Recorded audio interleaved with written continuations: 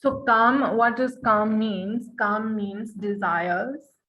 It can be needs as well. Okay. Uh, Desires, sensual, sexual pleasures, motives, urges, to say calm. And it's very normal. Some people say that those who are in the path of spirituality, they should not enjoy sensual and sexual pleasures. That is definitely not true. If it was true, bon Dieu parti pour créer nous comme ça. Il est parti pour even de nous to some teachings of enjoying calm, right? So we have been created by God with that urge, of including sex urge, or bien senses, enjoyment, satisfaction of the senses. We have been created like that with these urges. We have to fulfill these urges. You want to eat something nice. C'est comme ça, no? You have seen a nice dress, you want to buy that dress. This is calm. You love someone, you want to get married to that person. This is calm. You want to have a child. This is calm, right? So we have all these, and we need to do it, especially when we are in Kali Yuga. We have to. There are certain people, maybe like Swami Vivekananda, for example, Lilipan kind of enjoy calm to that extent.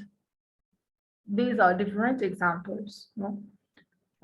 We are common people. Right? Oui, mon père dit en général, nous capables na qui capable faire today. This is another thing. But généralement, we are like this. We urge for something, we desire something. It's not wrong. We can enjoy, we can do it. But les besoins legitimate. Right? I give you one example. Someone is married, a couple, they are married, both of them. The man wants to enjoy sensual and sexual pleasures, but so partner, he will have an extramarital affair to do that. The moment he put an extramarital affair, li pas legitimate. Right? So everything that we do in terms of pleasure, it should be legitimate as well. Right? The sex urge to procreate children, to accumulate wealth, to urge, to earn respect, these are common.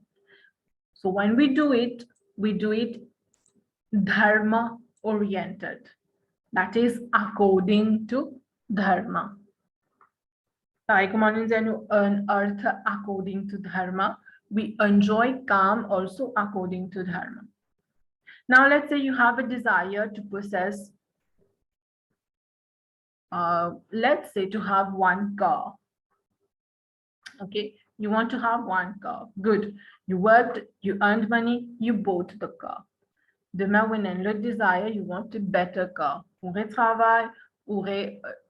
You buy the car again, no? Another car. You have two cars already. Now, and you work, you earn, and you buy the car. You have already 3 cars now. Bon, but according to our means, according to the use of it. Souvent des fois, je remarque ça avec ma génération avant. Ok. Je te content à ce que vous avez regardé par connexion pour servir. But women, especially in kitchen items, tout ça, I noticed that in at least the last 2 generations, qui nous n'est là. Okay. Bien sûr, avec des gens qui autour de moi, I noticed that they like to buy things. No, this is nice, this is nice. But nice, rempli buffet partout, then nothing will be used. Là, il a attiré de this person and that. Et n'a pas fait besoin jeter, right? So what's the use then? That's a wastage of everything, of resources, wastage of money, wastage of everything. Donc, n'importe qui affaire nous faire, even calm, should be dharma oriented as per dharma. Right? You know, today we have a society full of indecent, exciting sights, nudity, lustful scenes, violent scenes. Though the Colgate and film, especially Bollywood film, has become like that today. Violence will be there, domestic violence. Yes, they are good parce they teach us something. But ça a un impact sur les jeunes, les enfants, non? Indecent scenes, very lustful scenes. We see everything today, these things. But this is making an impact on us. Comme je dis, on us, pas seulement les enfants, hein? Even by adults. The adults also. Nous capables pas réaliser, but maybe you can try to experience ou bien observe that. Si nous faisons an adult watch movies, violent movies, in the movies. Fait ça, get movies comme ça in a trend like dans 2 jours, un film comme ça. 1 week, trop beaucoup ça, you will see the person will start react violently. Right? The person will start react violently. So this is what happens. Tout ce qui arrivait autour de nous, tout ce qui nous trouvait, everything has an impact on us. Sooner or later, it will have the impact. Nous pas dire nous grand, nous peut try to control, but the impact will be there later. That's why at any age, n'importe quel stage of life we have to see good things, to say good things, to hear good things, good company, no? Right.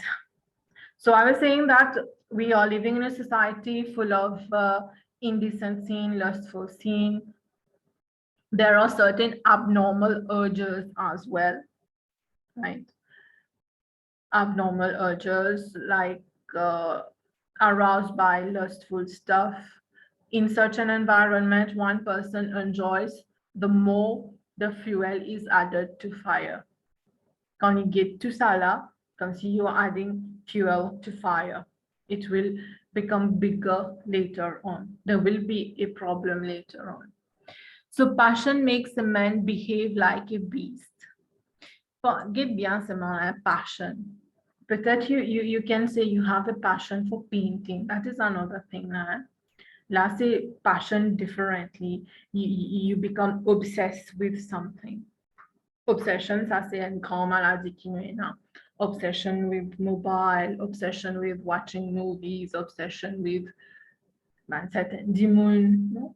That is very wrong, maybe you can say. It makes us behave like a beast. So, however, if there is a change in environment, the abnormal urges will no longer persist. I always take this example. If you live among those who take drugs, at the end, who is this Rocky Rash? Okay, at the end, we will definitely fall in that. But if we change our company, if we change our environment, you start living with nice people. Ne pas oublier ça. Ne pas oublier ça, le bad kind of life, the bad habits and all. Right? So with this, maybe you can say that company est bien important. This is one form of devotion. Among the 9 forms of devotion, having good company is one. Quand on reste parmi une good person, it's already in itself a form of bhakti, of devotion, right? So if we have abnormal urges, there's a problem somewhere, but normal urges to have a family, to buy this and that, okay.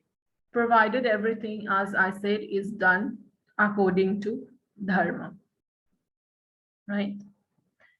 So acquiring wealth illegally, indulging in enjoyment, which have no social sanction or condemned. Fait comme si de nos jours, on a beaucoup de living relationship, no? Couples, not couples, but people, they live together without marriage, for example. But ce n'est pas acceptable. Qui fait parce qu'il y a même beaucoup de problèmes. As per the scriptures, they are totally acceptable, right? So it will be declared illegal, having no social sanction. So dharma should be the ruling principle in our life, in everything that we do, right? Ram, Yudhishthir, the two heroes of Ramayana and Mahabharata, they advise people to lead a life of dharma. You can take the example of Krishna as well, if you want. Any example of someone who has followed dharma, or who has taught people to follow dharma, you can take the example here. Rama with Yudhishthir. It's up to you to take your examples you want, right? Now, we have, scripture says that we have 6 enemies. They are not our neighbors. Yes, here we have 6 enemies. These 6 enemies are kama, krodha, calm desires, krodh, anger, lobha, greed, we want more and more, moha, attachment, mada, arrogance, matsara, hatred. These are the 6 enemies of man. And you will see one among the enemy is calm. Pourtant, scripture in Diyahu, one aim of your life, dharma, artha, kama, should be calm. One aim of our life should be calm. Yet, the same calm is categorized as one of the 6 enemies of man. Qui fait ça? Calm, as we said, the very natural urge, and we can't suppress that, no? We can't suppress it.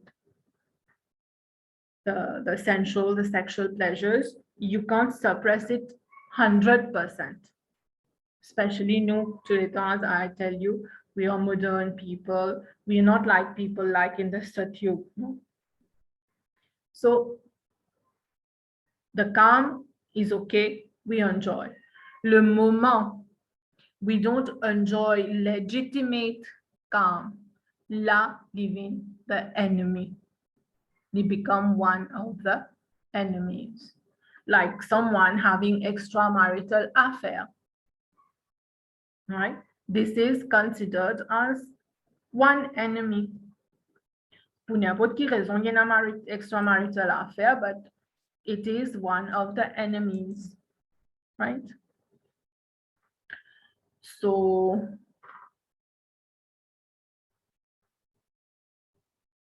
coming to moksha. Moksha is the, dharma and moksha, say the primary objectives of man. The final destination, aim of life is moksha, right? To get moksha, we have to go through dharma, artha, kam. Some people, they don't enjoy kam because it in a certain desires like, no, but minor desires, like Swami Vivekananda, I told you, Lipan enjoy sensual and sexual pleasures.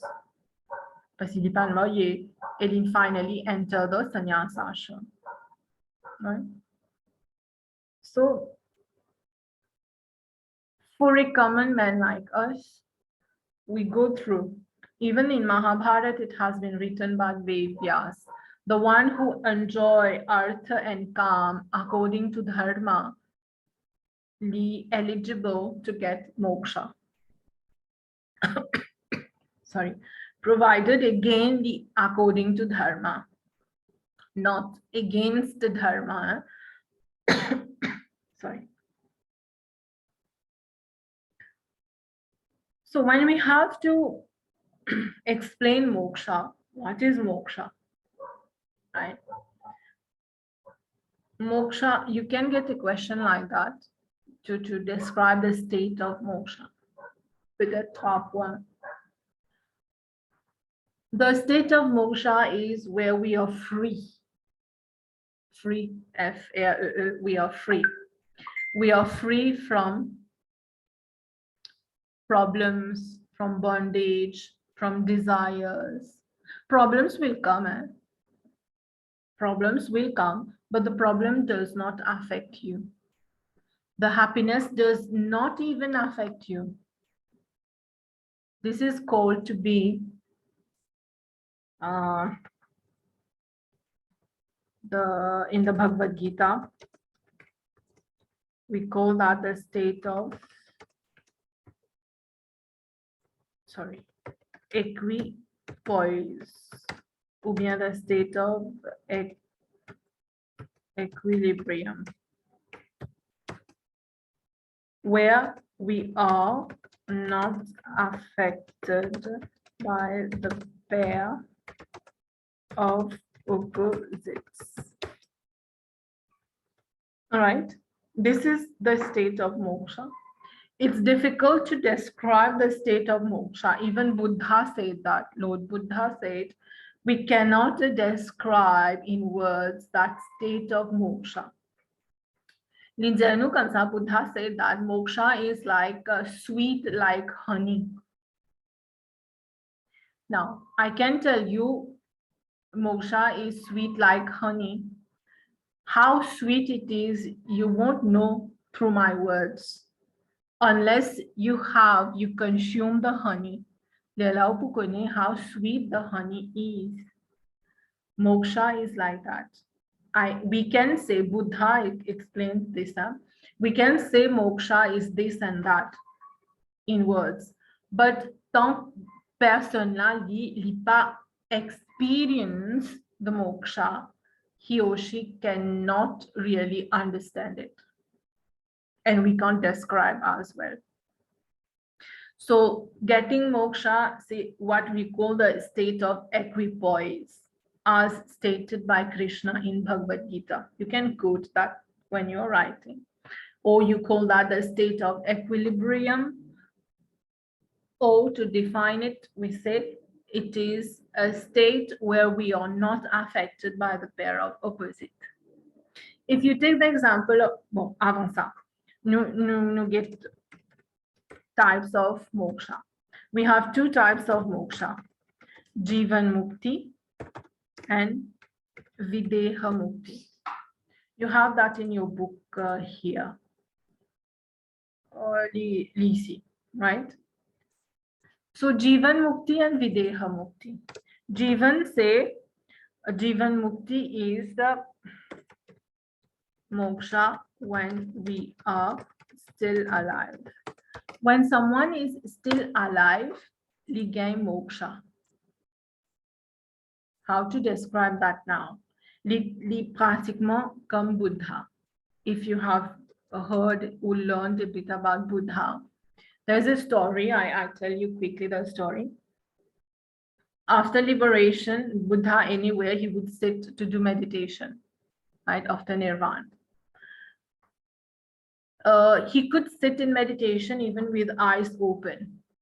L'Ipapu trouve qu'il y en a devant lui. He's totally focused, concentrated in his devotion. It happened that he was sitting somewhere doing meditation with eyes open, right? And because of it was very stormy weather. Because of that, two persons died and two oxen also died. Two oxen died because of that stormy weather. And Buddha was near, sitting, eyes open, but in meditation. So people gathered there and they asked Buddha whether he knew maybe what is the origin of their death. Wasn't more. But Buddha said he doesn't know anything because he hasn't seen anything. And he did not even hear anything. Right? This is called a state of moksha, Jivan Mukti. In simple words, nous appelle ça selective hearing, selective seeing. Nous existe qui nous content, nous écoutons ce qui nous content. Right? This is called Jivan Mukti. When we are still alive, we get moksha. Nous encore vivants, nous encore pe travail, but there's a difference. We become selfless. We become selfless. We become pure in terms of thoughts, in words and deeds. We are truthful.